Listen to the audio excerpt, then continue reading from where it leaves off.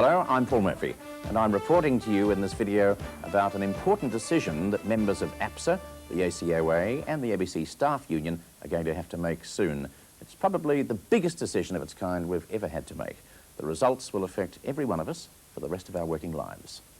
Unless we have a democratic, and I put a big underlining under democratic, effective and strong union, and we believe we've designed that, our members' basic issues are not going to be dealt with. If an issue affects our members specifically and doesn't have impact on the ACOA members, for example, we're fighting a battle alone.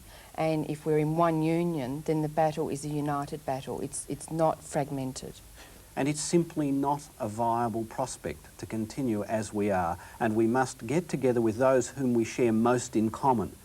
And we are employed by the government, whether we like it or not. They are our ultimate masters, and we need to be together with those who share those same dilemmas.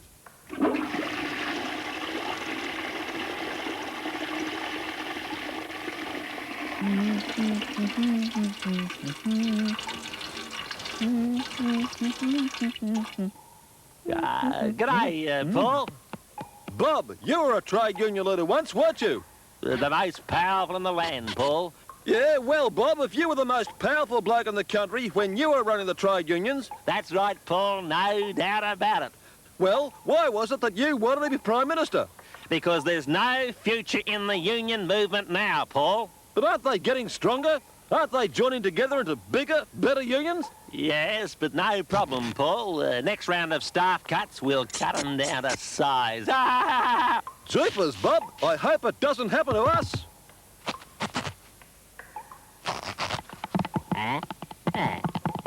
Altogether, our three unions have a membership of 90,000 people. The Administrative and Clerical Officers Association has more than 55,000 members, and they work right across Australian government employment in every state and territory, in government departments like the DSS and statutory authorities like Telecom.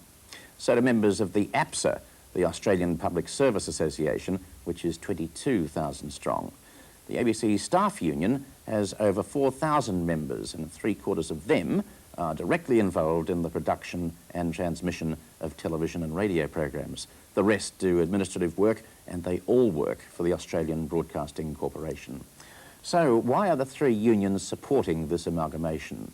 What have members of ACOA, APSA and the ABC Staff Union got to gain? First, the ACOA. Well, in short, we're supporting it because it's the right thing for our members. The union's job is to protect its members' conditions, to improve them, and to secure people's employment. We've got a very hostile outside environment. Politicians, the press, the public have got a bad view of the public sector. There are continuing attacks on the public sector.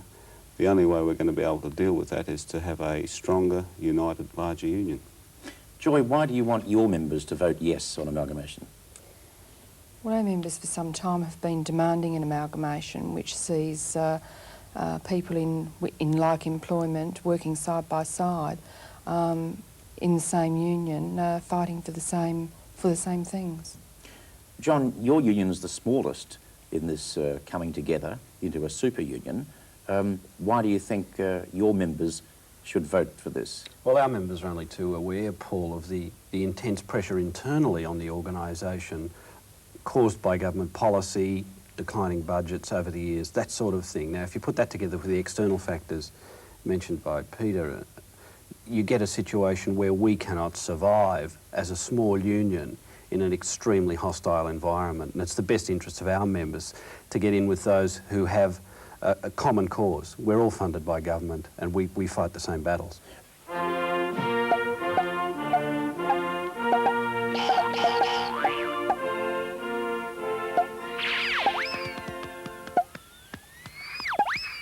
Hey, Bob. That was a real good idea of yours, getting rid of all those stupid little inefficient government ministries and amalgamating them into super ministries. How do you think it's going? Well, Paul, even though I say so myself, it's going like a little beauty. I thought you'd say that. So why don't you go a step further, Bob? Do a bit more amalgamating. What do you mean, Paul? Well, amalgamate all of them together into one big single ministry with one single big minister in charge of all of them. Funny you should say that, Paul. I've been working on that idea for some time. I've got an idea what you could call it, Bob.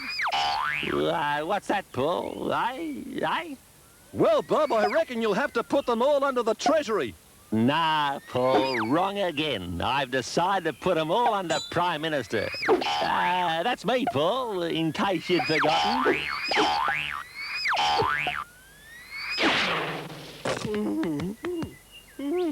Indeed.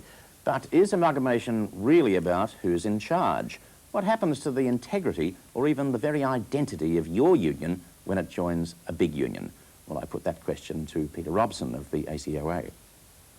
We've designed it so that there is a transition phase of 2 years, and during that transition phase there's joint secretaries, there's joint presidents, joint executives. We're going to have joint federal councils. It's going to be bigger than Texas in many ways. So it's very much a collective approach, and after 2 years the members will decide as a whole who'll run the union. Joy, some of your members will find themselves in this new super union shoulder to shoulder with their supervisors. Now, is this really a boss's union that they're going to be joining? No, of course it's not. Our members already work in an environment with their supervisors.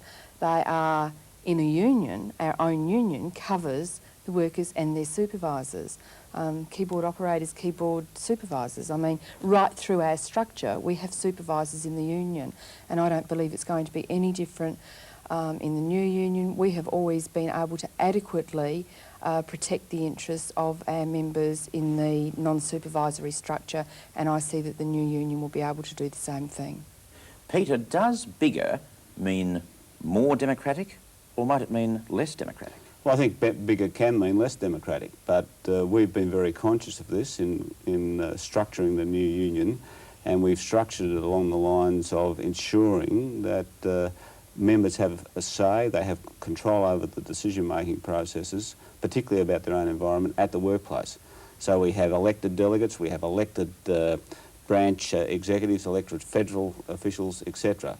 We've been very conscious of this, and we believe that we've hit exactly the right recipe to ensure that, in fact, the organisation is very democratic. Yeah, Are you satisfied with this? Will democracy be preserved? One of the things that I think is to be gained out of this is the ability for us to further democratise the process within the ABC staff union. I mean, we've been strapped for resources for years because that on-the-ground work really takes a lot of servicing. And hopefully with this new structure, the potential to open up the sort of workplace representation, to increase your local delegate structure, all of that will be enhanced rather than diminished. And I might say one other thing, just sort of in rounding up part of what I've observed about this, is it's interesting that the ABC is the only employer group to oppose this amalgamation. And that to me speaks volumes about what they see as the significance of this amalgamation. So ABC management doesn't see this merger as in its interests? That's right. And I think that says a lot to the staff about what's in its interest. What if John's members take on David Hill over something which is intensely important to them, but the public at large, of course, think that the ABC shouldn't strike and they get annoyed when they can't see their nightly news or hear it? Will your members and Joy's members go out in support of an ABC dispute? Well, firstly, the way the union is designed is that ABC matters, specific matters, will be dealt with the ABC sub-branches and the ABC leadership. But I do believe that there is a great deal of additional oomph in the collective position of the large union. But we won't be interfering in ABC-type business. That's part of the deal that the ABC union negotiated, that the ABC element of the union will run their own affairs as it applies to the ABC specific matters. Yes, in other words, you could be on your own. In many ways, we'd want to be on our own. In many ways, we want to preserve that which is distinctive to us and the craft of broadcasting, particularly public broadcasting. And we've designed it so that we can, at those proper decision-making levels where they're relevant to us, maintain our autonomy. And that's crucial. We must have that. But So you wouldn't want, as it now is, APSA and the ACOA to necessarily go to the barricades with you? Oh, we may. On issues where there is common cause. That's the whole purpose of getting into it. And indeed, if So we it could are happen. in It could oh happen. yes, over changes to the Act and that sort of thing, we're all in the same boat, because what happens to one could ultimately happen to the other. Changes to conditions, etc.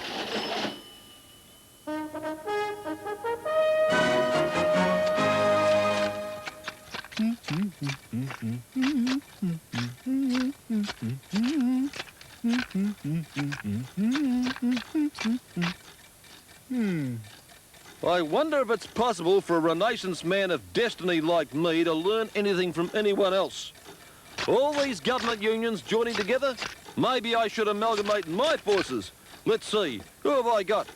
There's John and Graham, and Graham and John, and mustn't forget John, and also Graham, and then there's John and Graham. After an amalgamation like that, guess he'll be left on his own.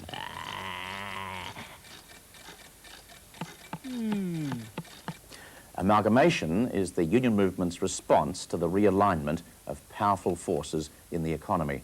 Clearly, there are advantages in joining forces with workers who have similar jobs and are faced with the same kind of pressures. But why do our three unions have to join? What is it that makes us all so well matched? Superannuation, big issue. We're all in the same super scheme, and the government in 1989 is going to make some changes. Now, that could well be an issue we're in a collective battle over, supporting each other. I believe the pay system is more and more going to be focused so that there'll be common interests. Workers' compensation, those sort of matters are all common matters, and a collective, large, strong, democratic union is going to be able to fight them all much better. What's the big threat? Privatisation, I suppose, even though the Hawke government has put that on the back burner for the moment. Well, they may formally have put it on the back burner, but it's happening by a process of stealth right throughout our industry, in the ABC, certainly in the various statutory authorities, and in the APS proper. It's already occurring, and that certainly is a battle that we're fighting at the moment, and it's a common element. And there's a greater efficiency, do you think, in coalescing? In other words, there's more talent, more resources? Oh, there's certainly more. Well, I mean, the talent is there, working for 3 different organisations at the moment. And what we're doing in the main is duplicating a lot of what the other organisation is doing. Yeah. That duplication is tremendous when you look at it. If we're running a wage case, there's, in certainly APSA and ACOA's case, we're both there. We both have to develop positions. We both have to caucus. We both have to negotiate. We both have to go to the commission. Now, that is just cut in half in an amalgamated organisation. So in arbitration, all that duplication, that unnecessary effort will go. And of course, we're facing a new body. The Earl Commission's being swept away. The duplication will go, but that allows us to put our resources into other areas which perhaps we're not resourcing as much now. Well, there you have it. The advantages of amalgamation spelled out. Now, when you vote, these are the issues you need to keep in mind. Strength through numbers, increased effectiveness through pooled resources, a bigger voice in the workplace, and a united voice for public sector workers. But you don't have to take it from me.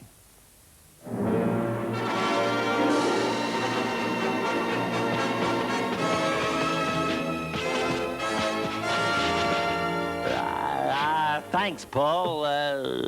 Now, listen, everyone. I'd like to say something about this amalgamation caper. I understand a lot of you are keen on this idea. I understand that. I'm a consensus man. I welded this great nation together, and I am sure you're all very grateful. But let me say one thing. The only reliable representative of the public sector worker is the public sector itself. The government. My government. In fact, me. I'll look after you lot, so settle down. You know you can trust me. Make sure the last laugh's with you, not on you. A united public sector union will ensure your voice counts. Vote yes to amalgamation.